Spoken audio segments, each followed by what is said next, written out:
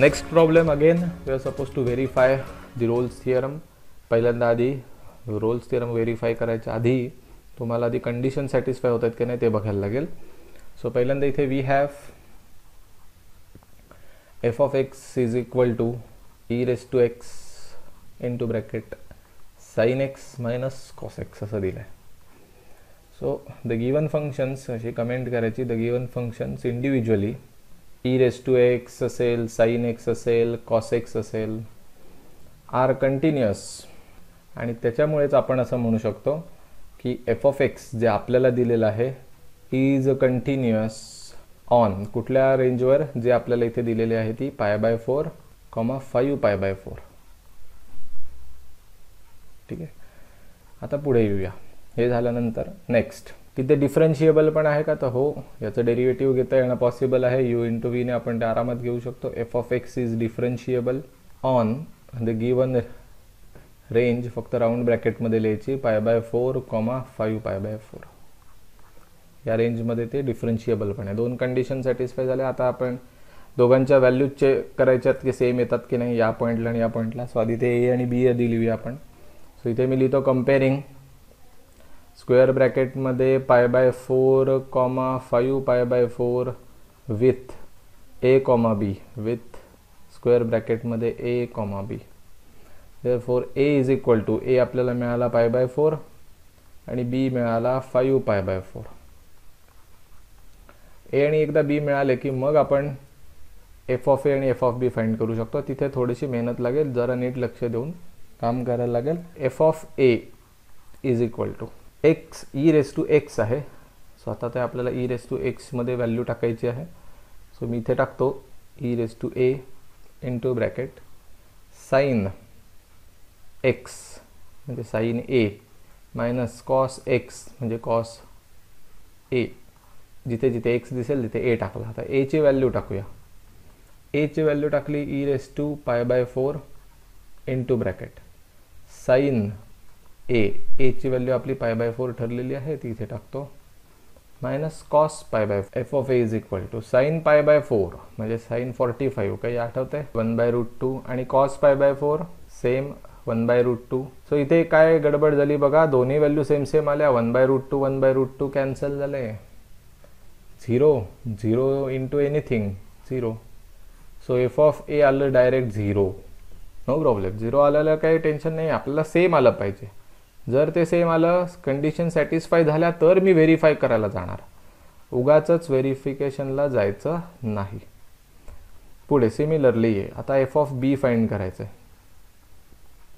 F of बी म्हणजे एक्सच्या जागी बी टाकायचं आहे. जिथे जिथे एक्स दिसतो तिथे बी टाकल्यावर असं दिसेल e raise to B into bracket sine B minus cos B. आता इथे f of B is equal to e raise to आपण टाकणार 5π/4 इंटू साइन 5π/4 मायनस कॉस 5π/4. आता याची व्हॅल्यू कशी ठरवायची, 5π/4 तर पाठ नाही आपला, पण ते काढणं सोपं आहे.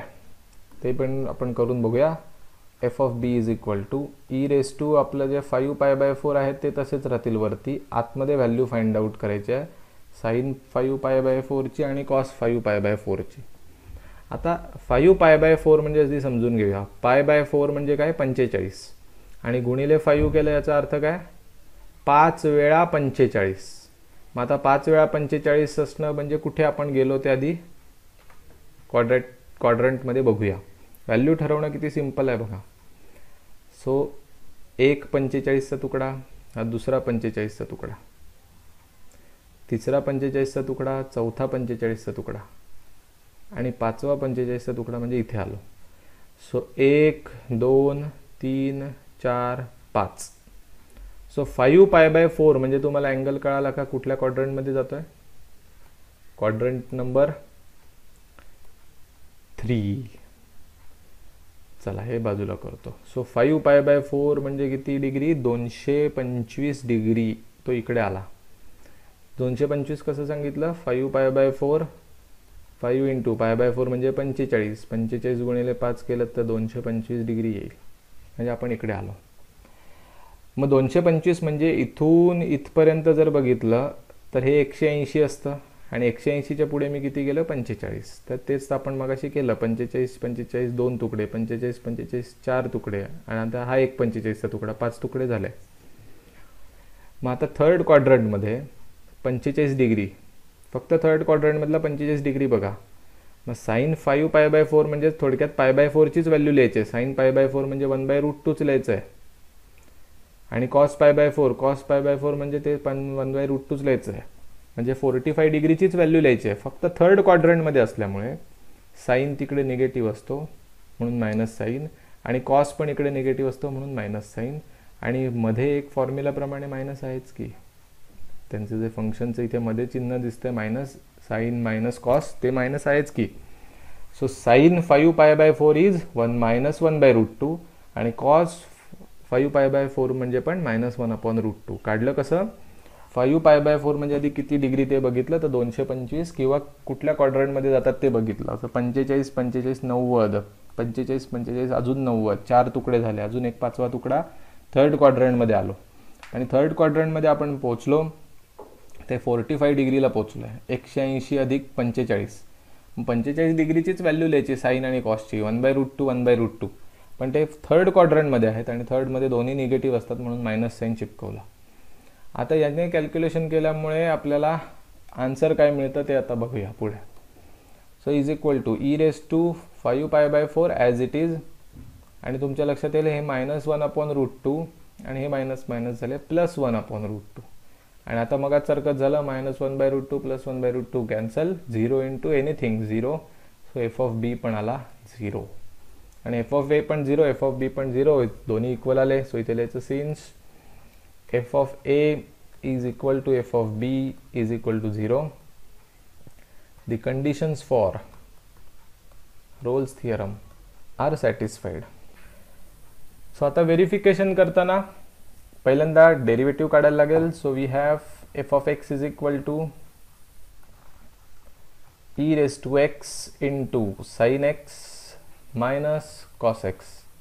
आता आपण डेरिव्हेटिव्ह घ्यायचं आहे याला y म्हणतो. So let y is equal to y नाही घेतलं तर काही डेरिव्हेटिव्ह नाही घेऊ शकत असं नाही, पण आपल्याला एक सवय लावून घ्यायची कधीही आपण आपल्या पद्धतीने उत्तर लिहायचं.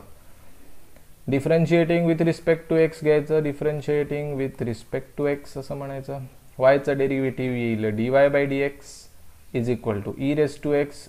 हा एक फंक्शन झाला आणि हा अख्खा ब्रॅकेट झाला म्हणजे u इंटू v लागू पडणार. सो ते असतं first into derivative of second means whole bracket sin x minus cos x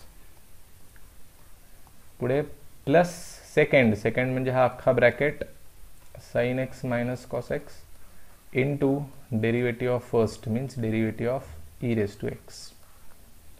so therefore dy/dx आपल्याला मिळेल फर्स्ट म्हणजे e⁵x ॲज इट इज. आता आपल्याला जे डेरिव्हेटिव्ह घ्यायचं आहे sin xचं डेरिव्हेटिव्ह cos x आणि cos xचं डेरिव्हेटिव्ह मायनस sin x. ते मायनस आणि हे मायनस प्लस होऊन इथे sin x प्लस करून लिहितो. पुढे प्लस हा ब्रॅकेट तसाच ठेवायचा sin x minus cos x as it is आणि e⁵xचं डेरिव्हेटिव्ह e⁵x तसंच लिहायचं. So finally dy/dx is equal to आपल्याला काय मिळालं बघा. दोघांमध्ये मला e⁵x कॉमन दिसतोय मग घेऊया e⁵x कॉमन. आता e⁵x याच्यातला बाहेर गेल्यावर आतमध्ये कोण राहिले cos x plus sin x राहिला आणि इकडचं e⁵x बाहेर गेल्यामुळे कोण राहिले हे दोघं राहिले म्हणजे sin x minus cos x. त्याच्यातला आता मला इथे दिसतंय हा cos x आणि मायनस cos x गेले म्हणजेच dy/dx इज इक्वल टू आपल्याकडे काय राहिलं बघा हा e⁵x into bracket sin x plus sin x 2 sin x एवढं राहिलं. मग आता आपल्याला याच्यावरनं व्हॅल्यू ठरवायची आहे की x ची व्हॅल्यू काय असेल. So condition for maxima minima is ती असते dy/dx इज इक्वल टू 0. मग dy/dx इज इक्वल टू 0 जर बघायचं असेल तर dy/dx ची व्हॅल्यू इथे टाकायला पाहिजे e⁵x into bracket 2 sin x is equal to 0. आता ही अख्खीच्या अख्खी व्हॅल्यू 0 करायची जबाबदारी कोणाची आहे e⁵x आणि sin x ची. So therefore either e⁵x is equal to 0 तरी असलं पाहिजे or sin x is equal to तरी 0 असलं पाहिजे. पण असं लक्षात येत आहे की e raise to x, e हा एक नंबर आहे, कॉन्स्टंट आहे, त्याची पॉवर कितीही झाली तरी उत्तर 0 नाही येणार. इन्फिनिटी झाली तरच येईल, पण अदरवाईज आत्ता आपल्याला रेंज काही इन्फायनाईट दिली नाही, π/4 to 5π/4 दिला आहे. So e raise to x, तुम्ही एक्सची पॉवर वरती 0 म्हणजे एक्सची व्हॅल्यू 0 घ्या, ई रेस टू 0 1 होईल, पण 0 नाही होणार. सो इथे तुम्ही निगेटिव्ह नंबर टाकलात तरी उत्तर छोटं येईल, पण 0 नाही येणार. So e raise to x is equal to 0 is invalid. हे कधीच होणार नाही, अशी एक्सची व्हॅल्यू तुम्हाला मिळणारच नाही की जी 0 करू शकेल. मग आपण आता याच्याकडे वळवायचं. Sine x is equal to 0. आता साईन एक्सचं उत्तर 0 कुठे कुठे येतं, तर साईन 0ची व्हॅल्यू 0 असते किंवा साईन पायची व्हॅल्यू 0 असते. सो मी इथे साईन पाय लिहितोय, 0 नाही का, त्याचं रिझन पण आपण नंतर बघूया. सो साईन एक्स इथे लिहिलं आणि 0 कधी येतं, साईन पाय, साईन 180 0 असतं म्हणून मी इथे लिहिलं. दोन्ही साईन साईन आहेत म्हणजे एक्सची व्हॅल्यू आपल्याला किती मिळाली, पाय. आता हा एक्स इज इक्वल टू पाय जर या रेंजमध्ये असेल तर आपण म्हणणार की व्हेरीफाय झालं. सो मी डायरेक्ट लाईन लिहून टाकतो. Since x is equal to pi belongs to π/4 to 5π/4 Rolle's theorem is verified. आता तुम्हाला प्रश्न पडेल, हे डायरेक्ट ह्याला कसं कळालं रोल्स थिअरम व्हेरीफाय झालं ते. तर π/4 मगाशीच आपण व्हॅल्यूज टाकल्या. π/4 याचा अर्थ काय, 45 डिग्रीज. 5π/4 म्हणजे काय, 225 डिग्री. आणि पाय म्हणजे काय, 180 डिग्री. सो राहिला की पाय 180 डिग्री कोणाच्या मध्ये येतो, 45 आणि 225च्या मध्येच येतो की. म्हणजेच काय की आपलं एक्सची व्हॅल्यू ह्या रेंजच्या मध्ये आहे. आणि रोल्स पण तेच आपल्याला बोमटून सांगतोय की जर तुमच्या दोन व्हॅल्यूज सेम आल्या असतील, माझ्या सगळ्या कंडिशन सॅटिस्फाय झाल्या असतील, तर तुम्हाला मी 100% सांगतो मॅक्सिमम मिळेल किंवा मिनिमम मिळेल त्याच्याशी काही देणं घेणं नाही, पण जे काही मिळेल मॅक्सिमा असो किंवा मिनिमा, तो माझ्या दिलेल्या रेंजच्या मध्येच असणार, या रेंजच्या मध्येच असणार. मध्यभागी असं नव्हे, मध्ये कुठेही असेल. मग तो आपल्याला मिळाला. 45 आणि 225 ही रेंज दिली होती आपल्याला, त्याच्यामध्ये आपलं उत्तर आलं 180. Next problem. इथे आपल्याला व्हॅलिडिटी चेक करायची आहे, म्हणजेच कंडिशन सॅटिस्फाय होत आहे की नाही ते बघायचं आहे. But along with that we will verify whether Rolle's theorem is verified or not for the given function as well. So आपण ते पण करू. पहिल्यांदा सुरुवात करूया की we have f of x is equal to x square minus 4x plus 3. हे quadratic equation आहे, म्हणजे पॅराबोलाचं इक्वेशन आहे. ग्राफ हा कंटिन्युअस असणार हे नक्की आहे. सो इथे लिहायचं since f of x is polynomial of degree 2 comma f of x is continuous on 1,3 आणि दुसरा म्हणजे f of x is differentiable on round ब्रॅकेटमध्ये 1,3. हा 100% पॅराबोला आहे, कारण एकाची पॉवर स्क्वेअर आहे, x आहे, आणि f of x हे लिनियर आहे, म्हणजे f of x ची पॉवर 1 आहे. तर ऑब्व्हियसली हे पॅराबोलाच येणार, त्यामुळे ते कंटिन्युअस असतंच.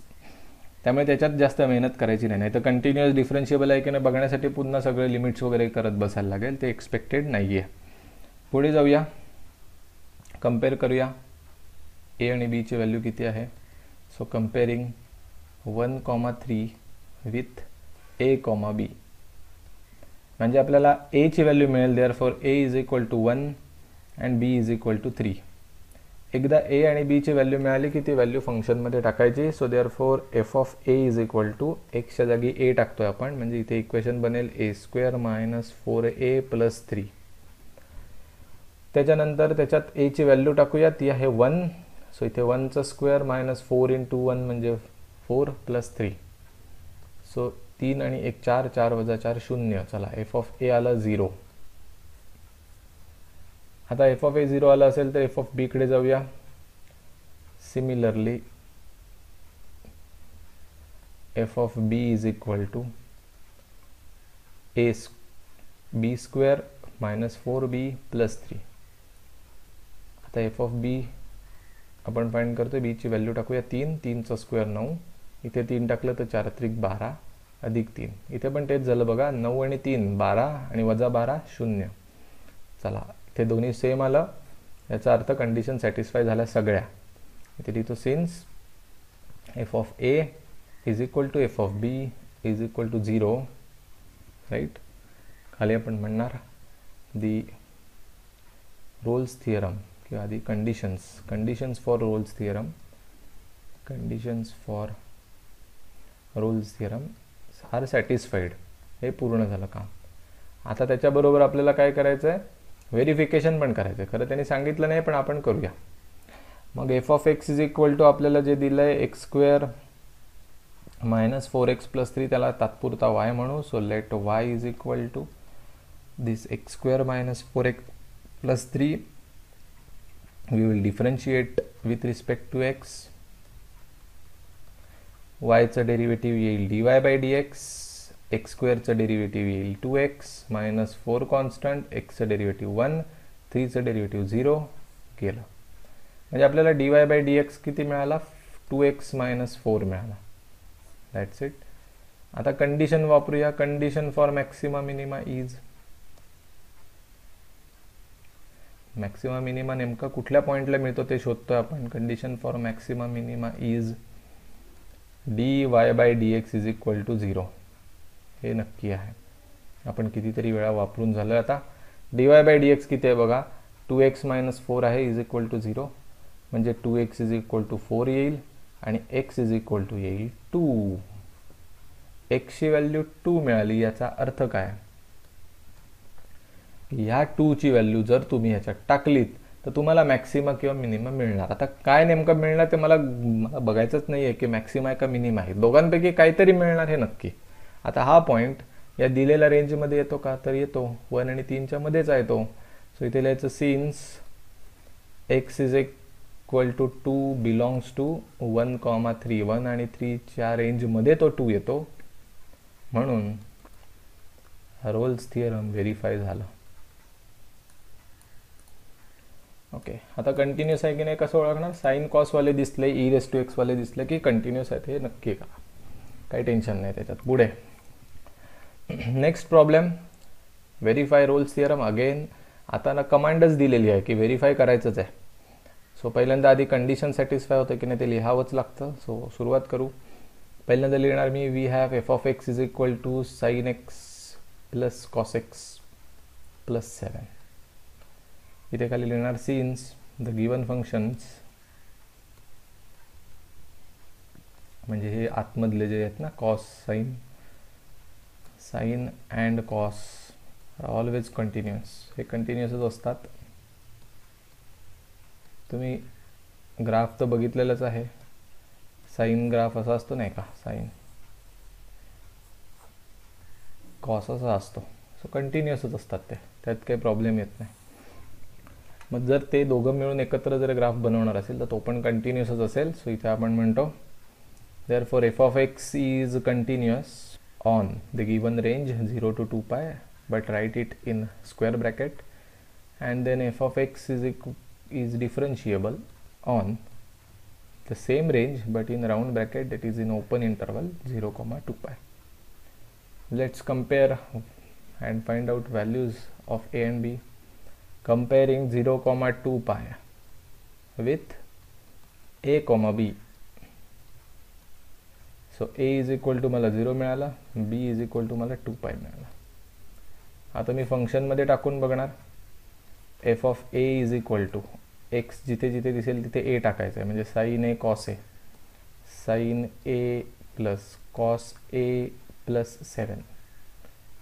So is equal to f of A is equal to एची व्हॅल्यू आपल्याला 0 टाकायची आहे. Sine 0 plus cos 0 plus 1 plus 7. So f of a is equal to, see, sin 0 is 0, cos 0 is 1 आणि 7 as it is. So f of a ची value मला मिळाली 8. That's it. आता पुढे जायचं आहे. सिमिलरली f of b, आता a च्या जागी b टाकायचं आहे. म्हणजे इथे येणार sin b cos b plus 7. आणि f of b find out करायचं असेल तर b ची व्हॅल्यू टाकायला पाहिजे. b ची व्हॅल्यू 2 पाय आहे. म्हणजे इथे येईल sin 2 पाय प्लस कॉस 2 पाय प्लस 7.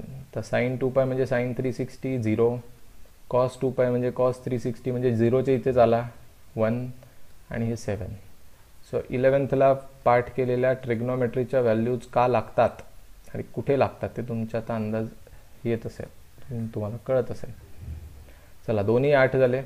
आता एक लक्षात घ्या, जर मला एखादा गोष्ट व्हेरीफाय करायला सांगताय तर व्हेरीफाय करायच्या आधी त्यांनी कंडिशन सॅटिस्फाय केलेल्याच असणार आहेत, नाही तर उगाच कशाला व्हेरीफाय करेन मी. जर कंडिशनच सॅटिस्फाय नाही झालं तर व्हेरीफाय करण्याचा प्रश्नच येत नाही. सो कायम लक्षात ठेवा, जेव्हा व्हेरीफाय करायला सांगतात तेव्हा कंडिशन सॅटिस्फाय होणारच असतात.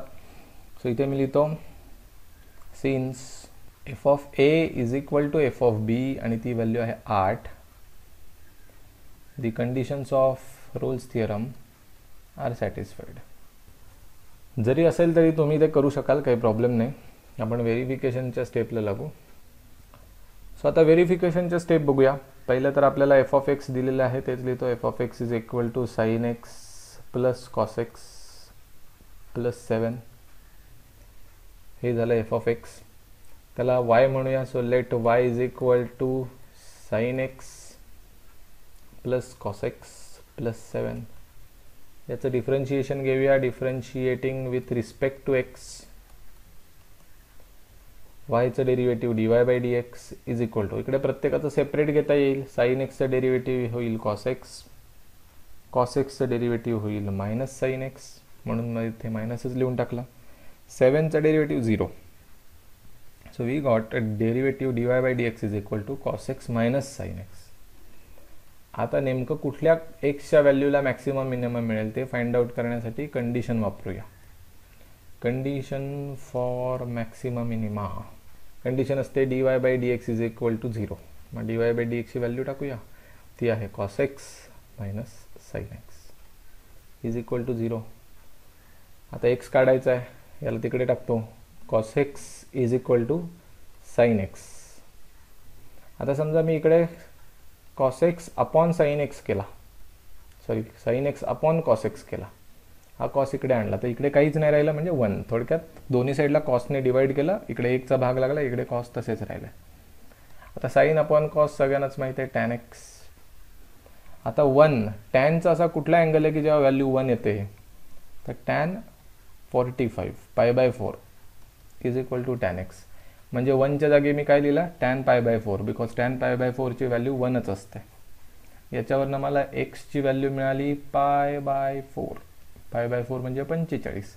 आता हे 45 डिग्री आपल्या रेंजमध्ये राहतं का, तर राहतं. 0 म्हणजे 0 डिग्री, 2π म्हणजे 360 डिग्री. सो 0 पासून 360 डिग्री या रेंजमध्ये 45 डिग्री तर असणारच की 45 झालं. सो इथे म्हणून म्हणायचं therefore x is equal to pi by 4 belongs to 0,2π.